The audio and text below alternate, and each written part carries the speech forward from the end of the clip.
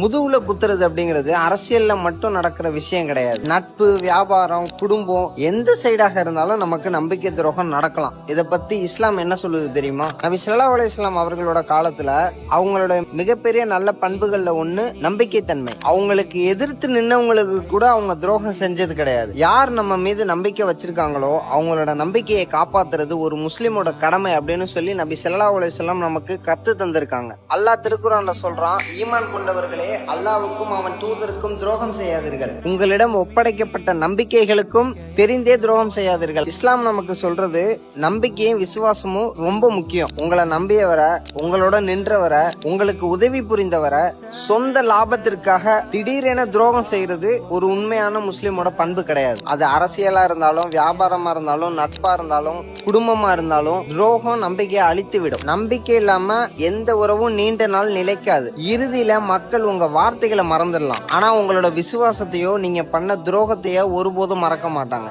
இன்ஷா அல்லாஹ் நாளைக்கு பார்ப்போம். அஸ்ஸலாமு அலைக்கும்.